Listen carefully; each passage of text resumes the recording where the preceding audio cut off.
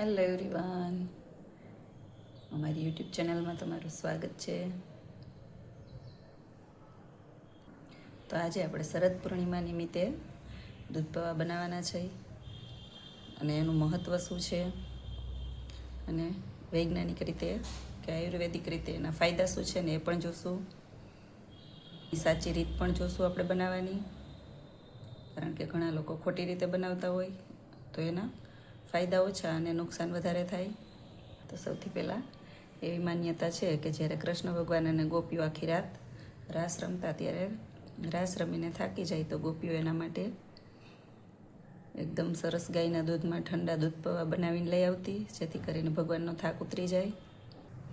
બીજી એવી પણ માન્યતા છે કે જો ગોપીઓને રાસ રમવું હોય તો પૂર્ણ ખડલાએ ખીર લે અને વધારે ને વધારે અંજવાળવું અને શીતળતા પાથરે એના માટે ચંદ્રમાને દૂધ પૌવાનો ભોગ લગાવતી. અને આયુર્વેદ અને ઋષિમુનિઓની દ્રષ્ટિએ જોવા જાય, પૂર્ણિમાની રાત્રે આખી રાત આપણે પૂર્ણિમાના અંજવાળે દૂધ પૌવા રાખ્યા હોય અને એકદમ શીતળ થઈ ગયા હોય અને એના જે ગુણો હોય એ બધા જ આ દૂધ પૌવામાં આવી ગયા હોય, અને એ ખાવાથી આપણા શરીરને ઘણા બધા ફાયદા થાય છે. સૌથી પહેલાં તો જેને કોઠાની ગરમી હોય ને એ ગરમી પણ દૂર થાય. આંખમાં બળતરા હોય, પગના તળિયા બળતા હોય, એને પણ આ દૂધ પૌવા ખૂબ જ ઉપયોગી છે. મોઢામાં ચાંદા પડ્યા હોય અથવા નસકોરી ફૂટતી હોય, ચામડીના રોગો હોય, ઘણી બધી એવી નાની નાની બીમારીઓ છે કે જે આ દૂધ પૌવા ખાવાથી આપણે દૂર થાય. જો આપણા દાદી નાની એવું કહેતા કે શરદ પૂર્ણિમાની રાત્રે ચંદ્રમાના અંજવાળે સોયમાં દોરો પૂરવાથી આંખની રોશની વધે, વારંવાર ચંદ્ર સામે જોવાનું, અને તાંબાના અથવા પિત્તળના લોટામાં આ દૂધ પૌવા આરોગવાના. તો ચાલો આપણે દૂધ પૌવાની રેસીપી જોશું.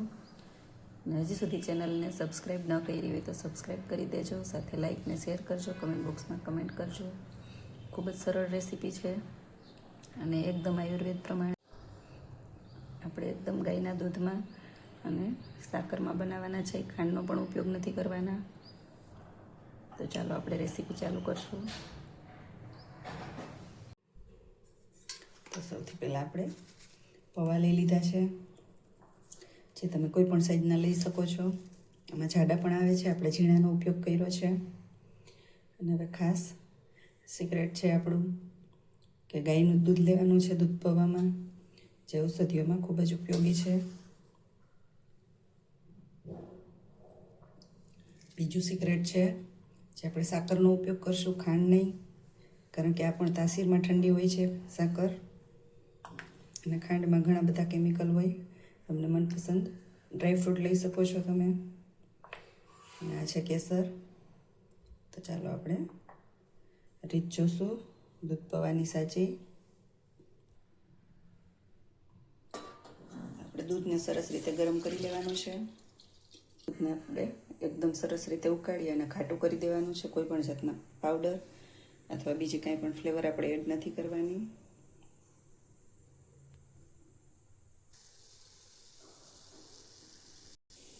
જો આ રીતે દૂધ ગરમ થઈ જાય એટલે આપણે સાકર આખી છે એટલે આપણે પહેલાં જ એડ કરી દઈશું. હવે એને આપણે બરાબર રીતે હલાવશું, જેથી કરીને સાકર પણ ઓગળી જાય અને આપણું દૂધ પણ ઘટ થઈ જાય.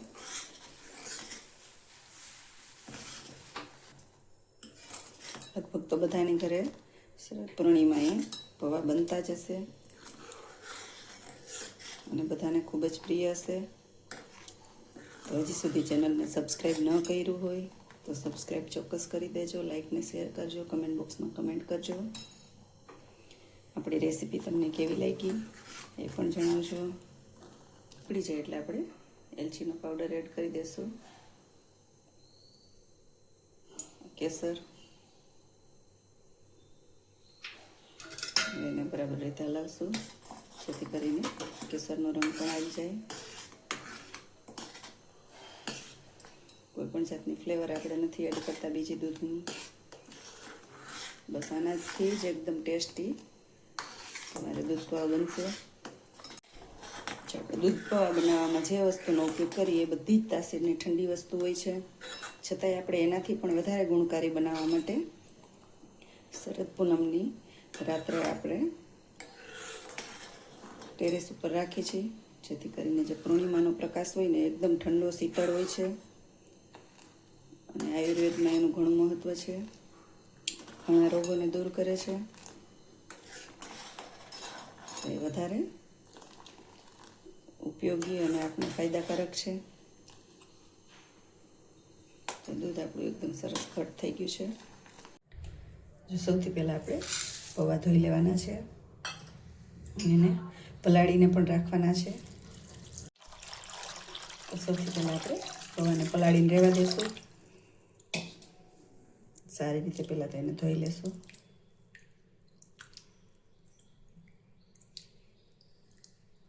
જે આ કાળાશનો ભાગ હોય ને એ બધો નીકળી જશે અને એકદમ ચોખ્ખા થઈ જશે પૌવા. જો એકદમ સરસ પલાળીને પોચા થઈ ગયા છે, તો હવે આપણે આનું બધું પાણી કાઢી લેશું. આ રીતે બધું પાણી કાઢી લીધું છે. આ તમને મનપસંદ સુધારી લેવાનું ઝીણું, અથવા તો ખાંડી પણ શકો છો. કેસરનો પણ એકદમ સરસ કલર આવી ગયો છે, તો હવે આપણે પૌવા એડ કરી દઈશું.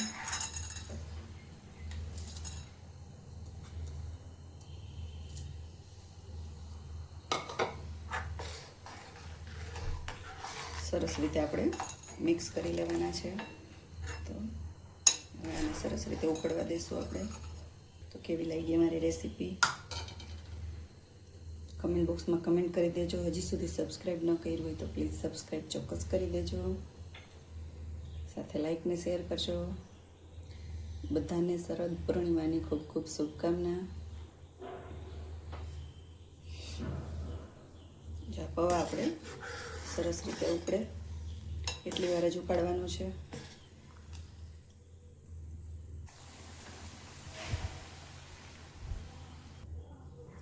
જો એકદમ વધારે ઉભરો આવી ગયો, નજર હટીને દુર્ઘટના ઘટી એના જેવું થઈ ગયું. હવે ઉપરથી આપણે ડ્રાયફ્રૂટ એડ કરી દઈશું. એને પણ સરસ રીતે હલાવી લેશું.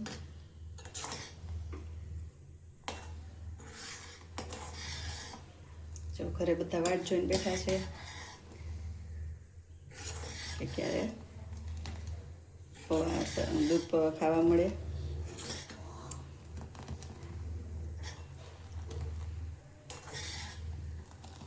તમે પણ બનાવો, વાટકોની જોવો છો અને આ જ રીતે બનાવજો, એકદમ સરસ બનશે.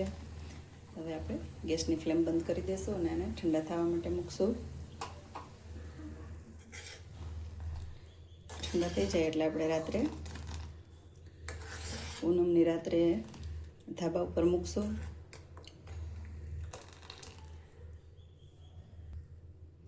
પૂનમનો શીતળ પ્રકાશ હોય ને એમાં આપણે દૂધ પૌવાને એકદમ ઔષધિ બનાવવાની છે.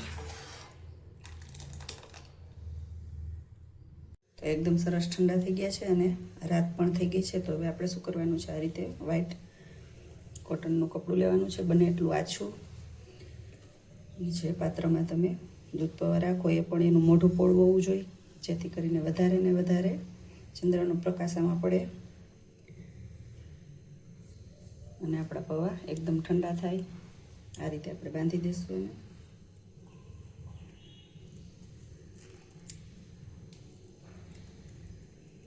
જે આયુર્વેદના ગુણ હોય ચંદ્રના પ્રકાશના, એ બધા જ આપણા પૌવામાં આવી જાય.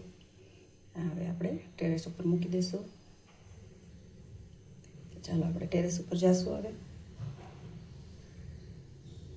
ત્યાં સરસ રીતે મૂકશું આપણે. આ પૌવાને હવે લઈ લીધા છે ઉપરથી અને આ રીતે આપણે ખોલશું.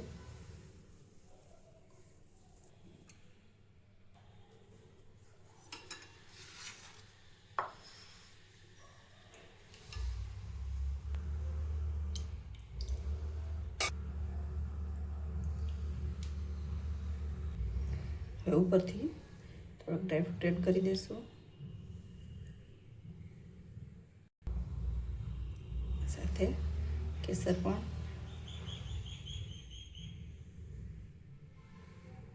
જો જોઈને ખાવાનું મન થઈ જાય એટલા મસ્ત બન્યા છે. તો તમે રાહ કોની જોવો છો? અત્યારે જ બનાવવાનું ચાલુ કરી દો. છે ને એકદમ ઇઝી રેસીપી. કેવી લાગી તમને અમારી રેસીપી? કમેન્ટ બોક્સમાં કમેન્ટ કરી દો. લાઈક કરો, શેર કરો અને સબસ્ક્રાઈબ કરો. હજી સુધી સબસ્ક્રાઈબ ન કર્યું હોય તો પ્લીઝ દોસ્તો સબસ્ક્રાઈબ ચોક્કસ કરજો, જેથી કરીને અમને પણ ઉત્સાહ રહીએ આવી નવી નવી રેસીપી તમારા સુધી પહોંચાડતા રહીએ. Thank you for watching. બીજી રેસીપીમાં મળશું. Bye bye.